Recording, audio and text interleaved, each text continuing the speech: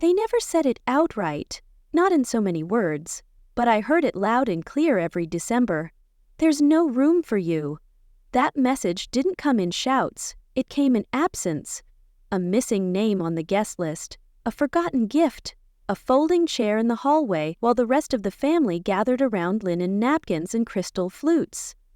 That's how they told me I didn't belong. Last year, I sat alone with cold takeout while my sister Lily posted photos of the family dinner I wasn't invited to. The captions were always sugary. Family is everything. But I knew better. So this year, I didn't ask for a seat. I built the table. Literally. You don't wake up one morning and decide to cut your family off. It doesn't happen all at once. It's an erosion. Slow, silent, the kind that eats away at you like salt in the winter. The moment you realize love in your family is conditional, it knocks the wind out of you. But what comes next? That's what defines you. For me, it started with a chair, a crooked old chair in my mother's attic. Every holiday, they had a seat for everyone.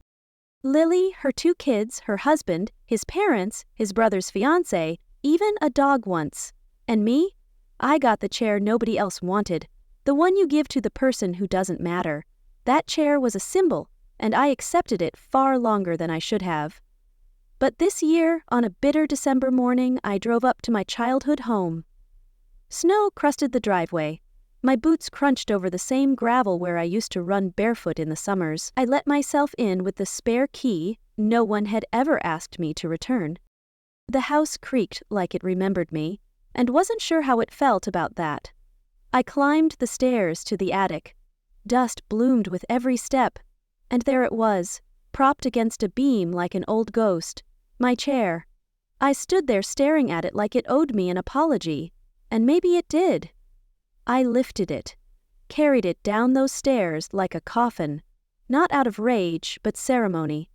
Then I drove. 4 hours later, I stepped out of my car in front of my house, my real house, the one no one in my family knew existed.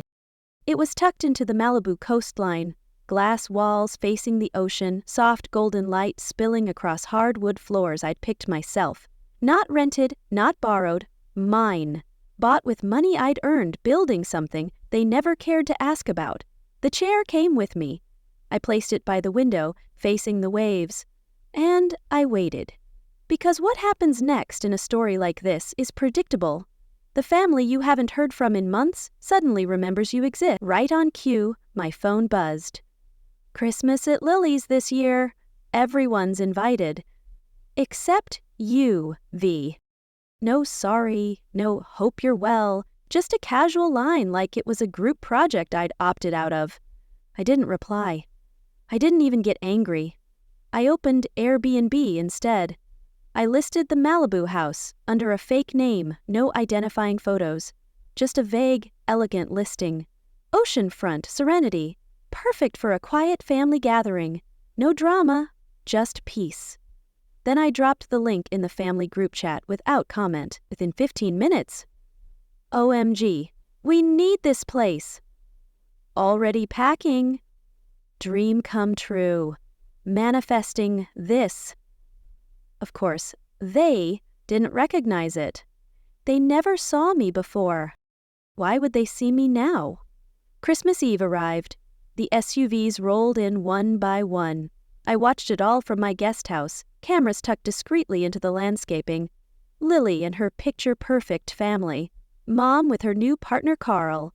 Matching outfits, champagne bottles, and not a single question about whose house they were actually in. I didn't interrupt. Not yet. They took selfies in front of the fire, sprawled on the couch I paid for, opened cabinets, peeked in drawers. Lily's daughter smeared chocolate on my white pillows. No one blinked. No one said thank you. And then I heard my mother's voice. It came through the mic so clearly it felt like she was in the room with me again. Now, this is the kind of place Lily deserves, she said, touching the chandelier like she'd earned it. She's always had an eye for quality. Something shifted in me. I remembered the last Christmas I spent with them. I'd flown across the country with gifts I'd wrapped by hand, things I knew they wouldn't appreciate, but I brought them anyway. Lily had opened the door that night and said, "Sorry, Mom says we're out of space. There's a motel a few miles down. I slept in my car that night, but this year, they were sleeping in my bed, eating off my plates, toasting under my roof, and they still didn't see me until I walked through the front door. I didn't kick it in. I didn't scream. I just stepped inside and said, "Morning, hope you all slept well." The silence that followed was the kind you feel in your bones. Lily dropped a fork. Mom's mimosa glass shattered. Carl nearly choked on a croissant. "You own this place?" Lily whispered. I didn't blink. "No.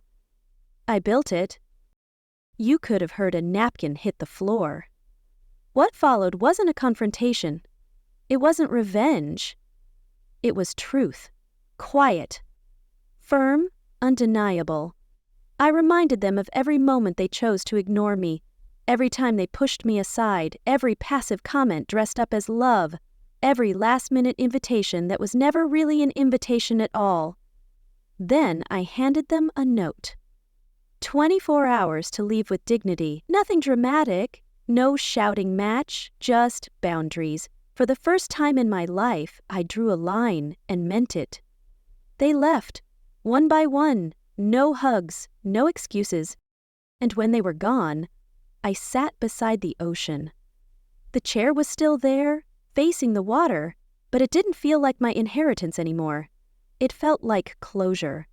By the time the last car pulled out of the driveway, the house finally settled into a silence that felt earned, not forced. But peace has a way of bringing things to the surface, and what surfaced next nearly broke me. That evening I walked into the living room and noticed something off. The piano bench, normally pushed in neatly, was left pulled out, open, and I knew instantly. I dropped to my knees and checked beneath the cushion. The letter was gone. My breath caught. My hands moved on instinct, flipping over drawers, tearing through my desk, searching the places I had hidden every precious thing I had left from my father. Nothing. You have to understand, this wasn't just paper. It wasn't some holiday card or old receipt. It was a letter my father gave me on his deathbed, folded, no envelope, just slipped into my hand in a hospital room that smelled like bleach and goodbyes. His voice was weak, but I remember the words clearly. "Don't let them take this from you, too." That letter was his apology, his confession, the only time he ever admitted that he saw what they did to me, that he let them erase me. It read, "You saw everything. You never imagined it. I'm sorry I let them silence you. I should have spoken up. I should have done more. I'd carried it for years. Through every holiday rejection, through every text left unread, through every lonely Christmas." It reminded me that I hadn't made it all up, that someone had loved me. And now it was gone. I found what was left of it in the trash. Shredded, strips of paper, barely legible, like someone had tried to erase the last piece of truth I had left. There was a copy still sitting on the printer. They had scanned it. They read it. Then they destroyed it. I held the pieces in my hands, not crying, not yelling, just hollow. Lily's voice behind me tried to justify it. "We were curious. It felt like closure." I turned to her slowly. "Closure for who? You? Or the woman you've been pretending doesn't exist for the last 20 years? She didn't answer.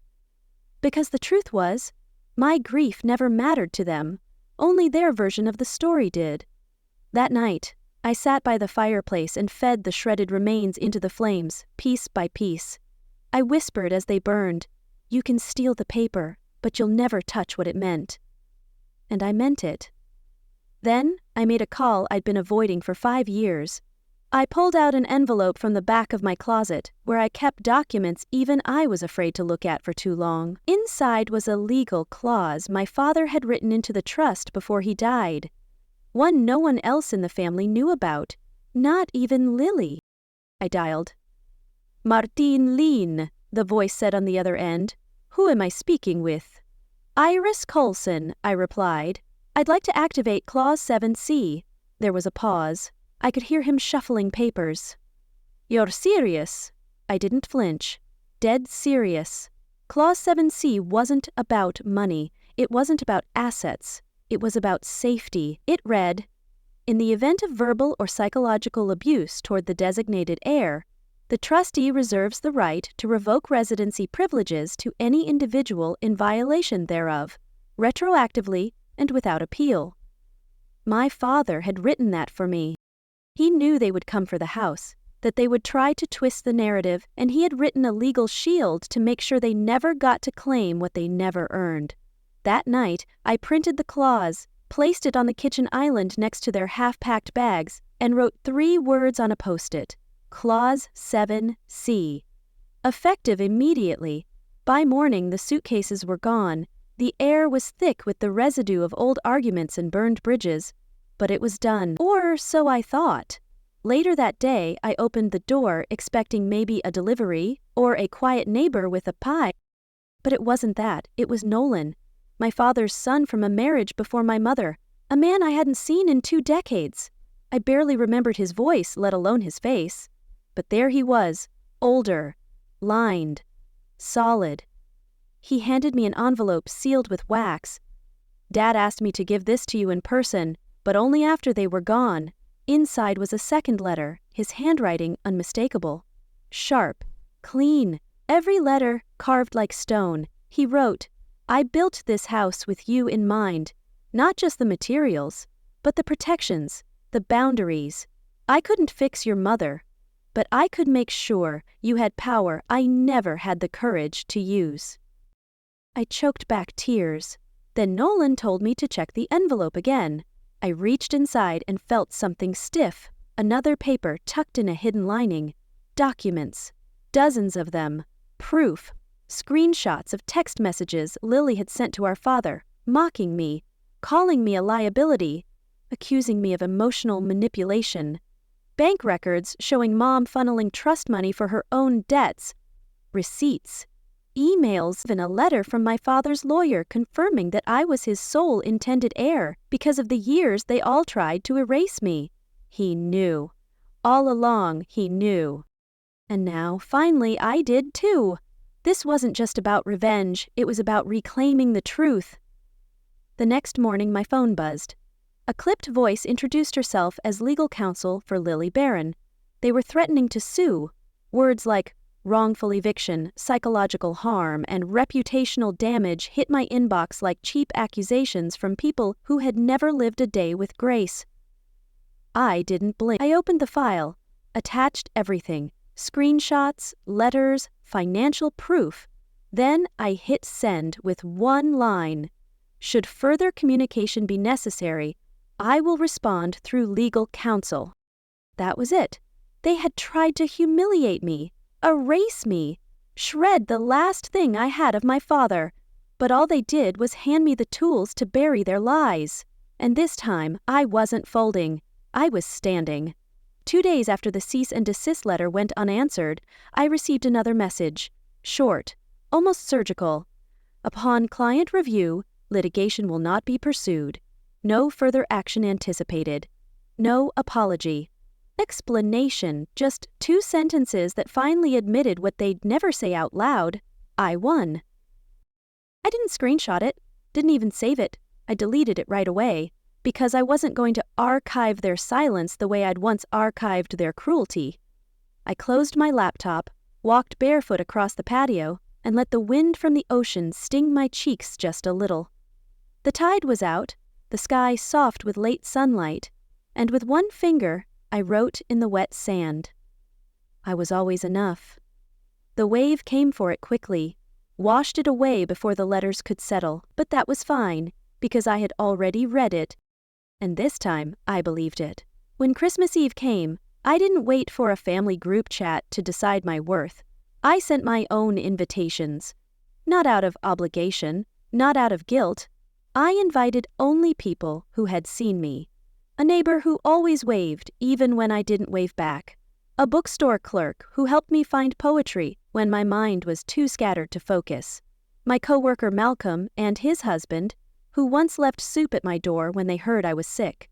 Nolan, of course, who stayed longer than he originally planned, said he'd help decorate. We strung up warm patio lights and cooked chicken with rosemary and lemon. The scent of cinnamon cider filled the kitchen. 12 chairs, 12 names. Each place card had a handwritten note. You matter to me. No flashy decor, no Pinterest-perfect garlands, just pieces of meaning.